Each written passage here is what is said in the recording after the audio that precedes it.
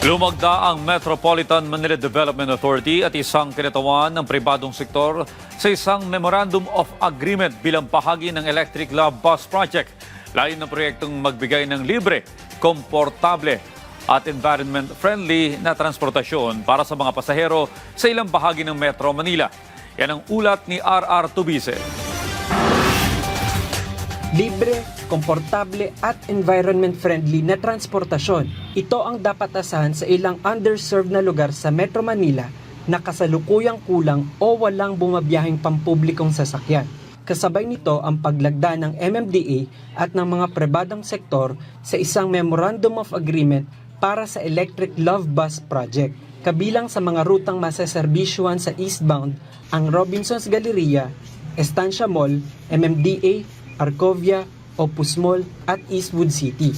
Sa kabilang direksyon, maseserbisyuhan din ang Robinsons Galleria, Estancia Mall, MMDA, C5 Julia Vargas, Chendesitas, C5 Green Meadows Gate, C5 Green Meadows Footbridge, C5 Eastwood Footbridge at Eastwood City.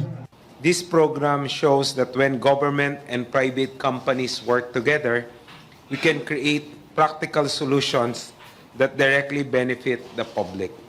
Layunin din ng programa na mahikayat ang mga pribadong motorista na subukang gumamit ng pampublikong transportasyon upang mabawasan ang polusyon at masolusyonan ang trapiko. Inaasahang darating ang mga electric bus sa Abril at posibleng masimulan ang operasyon sa Mayo. Sa ilalim ng programa, 10 electric love bus ang ipapasada para sa publiko. Bawat unit ay may kapasidad na 30 pasahero.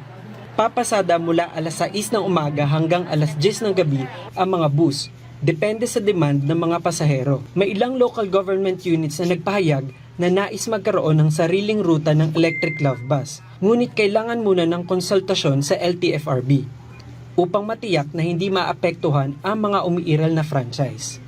Doon sa mga ibang ipinopropose, titingnan namin, kukonsultahin ng LTFRB at kung wala namang maapektuhan, will provide then libreng sakay.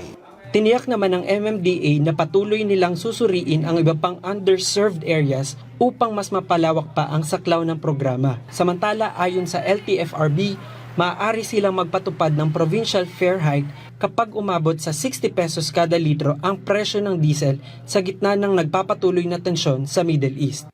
R.R. Tubise para sa Pambansang TV sa Bagong Pilipinas.